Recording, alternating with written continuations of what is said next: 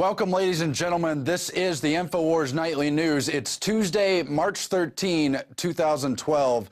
I'm Aaron Dykes. Now, it is a different broadcast tonight. As you probably already know, we're on a, quote, pit stop in the INFOWARS Nightly News. There comes a time when every great crew has to reformulate, has to take a time out just for a minute to sort of coordinate the new dance moves. In this case, we're going to be updating a lot of graphics as we reach out for new talent, and we just try to pare down and coordinate the talent we already have. We hired a lot of great new reporters. You've seen them on the INFOWARS Nightly News since its inception. We've been working well with that team, but we're just going to update a few things and help to bring you a more consolidated INFOWARS Nightly News, so it's a better tool to share with friends, family, strangers, whatever. Now, with that said, we're going to bring you a lot of the oldies but goodies, just some of the best episodes we selected from the INFOWARS Nightly News. Tonight comes from October 11, 2011, and it's an episode dealing with finance, the Occupy Wall Street movement, the internet kill switch, and a lot more. Alex has two key interviews, one with Alessio Rastani, who famously said that Goldman Sachs rules the world, and certainly the facts and the corrupt influence are not far from that statement. Alex also talks with Max Keiser, who probably more or less reiterates that same point of view. Max Keiser, of course, was a former Wall Street insider and has been a critic of them for many, many years, saw all this coming, and along with Alex, outlined a lot of the ways that be looting, stealing, and more through this larger financial crisis. So those are important to watch. We've also got a special report from Darren McBreen, one of the great new reporters we brought on when we started this broadcast. And this one is on the Denver International Airport. We were there together and talked with folks about the strange murals located by the baggage area and some other elements. The report went so viral, even the Colbert Report on the Comedy Central channel had to cover it, of course, only to mock it and try to downplay it, but nevertheless, kind of shining a light on the impact those kind of reports have and the great intrigue there. Everyone knew something about it. Everyone was interested in it, and now you have a chance to see that again. There's also footage. You'll recall Alex gave 3 rallies at Federal Reserve locations in Texas as people across the country held rallies everywhere. And so Alex will bring you some footage from the biggest of those rallies in Dallas, Texas, the main branch there in that region. And Alex also talks with the father of an autistic child and the child himself about the vaccine dangers and the great harm and terrible trials that came to their family as one personal testament. So it's not an episode you want to miss, but I want to point out that we are also bringing you exclusive content while we're on a break, while we're reformulating, consolidating, condensing our INFOWARS Nightly News program, and that is the powerful, exclusive Dave Mustaine interview. It's going to air 2 days from now, Thursday, March 15th, and you don't want to miss it. It's almost an hour of things you've never heard Dave Mustaine talk about. For years, he's been in contact with Alex, has showed his support, but they finally got the chance to sit down in person and do a kind of long, thought-out interview. And he talks about everything, his old days in Metallica, where he was one of the founding members, things that happened to him on the road with friends and crew members and fellow bandmates and other bands they were friends with, political stuff, and a whole lot more. You want to check that out. It's 2 days from now, March 15th, this Thursday, on the Nightly News. But meanwhile, enjoy this oldie but goodie. Thanks for watching, and we'll be back stronger than ever in just a few days from now.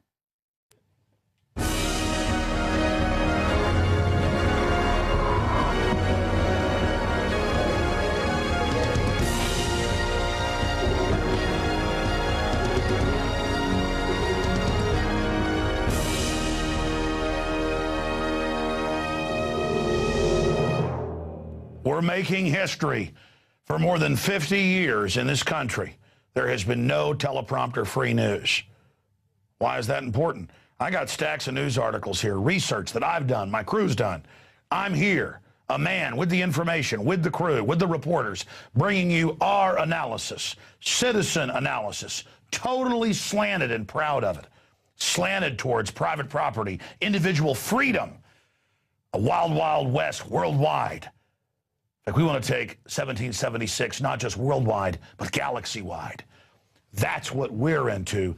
Freedom, and more of it still. Well, this is no holds barred. We're going to be here for a long time tonight, but it's going to move fast. We have got Max Kaiser joining us with a big, extensive interview on a host of issues we're going to be talking to him about. You name it, it's coming up. All those bank fees that are piling up in the cashless society slave grid. I'm also going to break some of that down coming up before he joins us. We've got that stock trader, Alessio Rastani, who made all the big news saying that Goldman Sachs rules the world. He's going to be joining us coming up tonight. But first, let's get to the news and a bunch of special reports we have coming up tonight. We've got an autistic child and his father we talked to in the Fed in Dallas. That's coming up. We've got a report on the bizarre, very dark, kind of snuff filmish murals that are all over the Denver airport. We've sent our reporters there. You keep asking us about it for years. We've been there. We tried to contact the artist to get answers. That's coming up. It's a jam-packed transmission. I mean, I got to say it. It was supposed to be a 30-minute show, and we've got stations and people already wanting to pick it up, but I'm sorry, it's just going to have to stay PrisonPlanet.tv for a while because we're bringing a lot to the game. We want to stay on the field. Kind of like that song where he's racing, he's plotting the course, he's racing, riding on his horse. He's going the distance. He's going for speed. It's the fact that we are into this, and I'm so proud of my little bitty crew, always bringing more to the table, just like I do.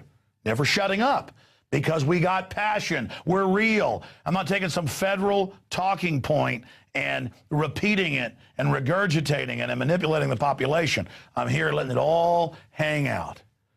Weeknights, 7 o'clock. And it's your subscriptions to PrisonPlanet.tv where you see it first at 7 p.m. and everything else is at PrisonPlanet.tv that funds it virally then spilling like a virus busting open a cell and billions of more viruses of liberty spreading out into the system-wide system. It is you that's scaring the establishment. Make no mistake. We're just the tip of the spear. All right, let's go ahead and get into the news. You know, it came out today that VeriSign, this has been the internet kill switch plan all along. It's not going to be total internet kill. It's going to be selective. We've already seen the Justice Department, same folks that ship guns into Mexico, cocaine back in. Oh, yeah, they've been caught. Fast and Furious goes really deep.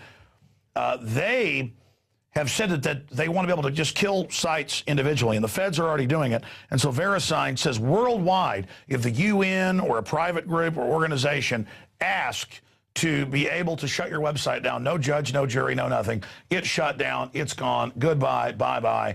That's the internet kill switch selectively whenever the gods of the New World Order want to do that. But the good news is we're going to expose them, and as they attempt to censor people, it only causes folks to look for the censored information that much more. You see, freedom has a posse. Liberty's infective. And it's only when you bullies get out of control that good people go ahead and stand up and stomp your ass. I'm sorry, just thought I'd add that. But this whole VeriSign situation and the internet kill switch and the cybersecurity takeover system, that's only one small piece of the larger system. So that's what I want to talk about with you tonight, right now, is just a snapshot, and we'll do further pieces on this in the future, of what the cashless society means to our culture and to our society. When everything is cashless, when everything is digital, it allows them to surveil what you're doing, track what you're doing, but also tax you, and also increase prices on things that they know people absolutely want and are demanding. You know, you've seen Bank of America and now a bunch of other banks announce that they're going to start charging you for checking accounts. Just 2 years ago, over 75% were free checking accounts. Now it's, 45% in 2011. Even though they're using your money, for every dollar you have in the bank, they can loan out 10 or more. The big bankers don't need that anymore because they've got the tens of trillions of your taxpayer bailout money that they're going to loan you at interest. They don't need your money in the bank anymore. That's why Bank of America, Wells Fargo, and others are laying off customer service people. Service sector. They only use the crony capitalist free market system to destroy our society. Now they're done with that. They're moving on to the post-industrial phase right now. And we put together some montage of articles here where they're trying to force people on to automatic transfers, automatic payments of their paycheck. And again, as everything phases from cash being basically demonized and obsolete over to digital, over to cashless, now they can add all the fees for using a debit card, $5, or add it for using a credit card, $5, or add it for having a bank account. And this is a system where there's no underground market, there's no basic freedom, there's no anonymity or privacy. It's total and complete control over the whole society. And guess who is pushing the banker dream? Herman Cain. I learned, we'll pause it right there for now. I learned 16 years ago that the Federal Reserve had a plan and was promoting through Federal Reserve pitchmen and economists to have a sales tax and a VAT on top of an income tax. And then they had Herman Cain, former head of the Federal Reserve, one of their spokesmen, out of Kansas City, promoted for years. And they had Neil Bortz promoted, but always promised we'll get rid of the income tax too. Well, now they've admitted they're going to come in with two new taxes, VAT and sales tax. Same thing, the European Central Bank, owned by the same private bankers that our Federal Reserve is, are now bringing in. This is a pure austerity tax paid directly to the bankers. Remember, they started the income tax in 1913 only for the top 1%. They used that 99 versus the 1% propaganda again. But then by World War II, it was an automatic withholding, but it was only a temporary war tax. But it wasn't temporary. And once they cut the income tax down to 9%, then they can jack it up later. They can jack up the VAT, they can jack up the sales tax. But more importantly, a federal surveillance over all manufacturing, all value added. I mean, in England, it's over 20% now. In Europe, same thing. They're just wanting to raise it now in Europe. That gives full federal surveillance over every transaction. You think the IRS is bad now, having to fill out forms once a week and all the loopholes and garbage? And then there's a sales tax over every transaction. They're saying the poor will be exempt, so you've got to swipe a card when you buy, tracking what you did. I mean, can you imagine the nightmare bureaucracy? How about we get rid of the income tax that we didn't have until 1913? We got the income tax a la the Federal Reserve the same year. And 100% of it, even Ronald Reagan's commission shows, goes to pay for the interest on the debt created by the Federal Reserve. And so, of course, a Federal Reserve spokesman gets up there and makes a few conservative sounds and talks bad about Obama and says he hadn't lived the black experience. And Herman Cain is more of an authentic American black man than Obama. But the point is that even though Herman Cain doesn't have a Ivy League mystique to him, he has a very charismatic, kind of black, good old boy mystique to him, kind of like a Ross Perot.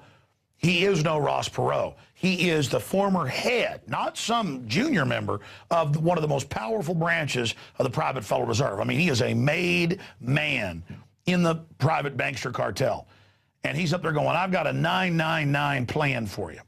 And he says in the debate tonight, I know I'll be attacked on my 999, but I'm going to go after Romney for his socialist health care plan that Obama used. The Federal Reserve endorsed that. They've endorsed the socialist Occupy Wall Street movement. They want to collectivize and get everybody under their control and siphon off most of the money. And so think about it. Only some bamboozling fake conservative could come in and pose as a Ron Paul, but actually work for the Federal Reserve and deliver them that new all-controlling tax over all human activity they want. In the INFOWARS Nightly News, there comes a time when every great crew has to reformulate, has to take a time out just for a minute to sort of coordinate the new dance moves. In this case, we're going to be updating a lot of graphics as we reach out for new talent, and we just try to pare down and coordinate the talent we already have. We hired a lot of great new reporters. You've seen them on the INFOWARS Nightly News since its inception.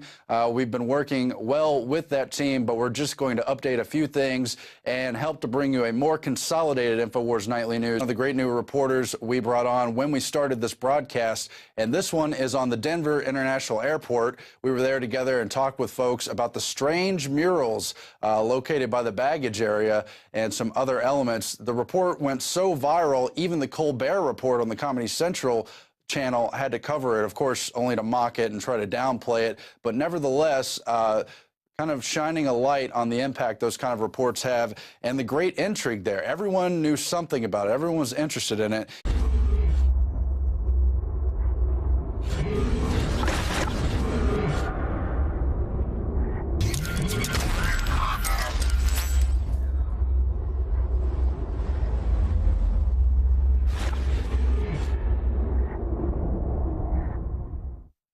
Welcome, ladies and gentlemen. This is the INFOWARS Nightly News. It's Tuesday, March 13, 2012. I'm Aaron Dykes. Now, it is a different broadcast tonight. As you probably already know, we're on a, quote, pit stop, so it's a better tool to share with friends, family, strangers, whatever. Now, with that said, we're going to bring you a lot of the oldies but goodies, just some of the best episodes we selected from the INFOWARS Nightly News. Tonight comes from October 11, 2011, and it's an episode dealing with finance, the Occupy Wall Street movement, the internet kill switch, and a lot more. Alex has two key interviews, one with Alessio Rastani, who famously said that Goldman Sachs rules the world, and certainly the facts and the corrupt influence are not far from that statement. Alex also talks with Max Keiser, who probably more or less reiterates that same point of view. Max Keiser, of course, was a former Wall Street insider and has been a critic of them for many, many years, saw all this coming, and along with Alex, outlined a lot of the ways of looting, stealing, and more through this larger financial crisis. So those are important to watch. We've also got a special report from Darren McBreen, one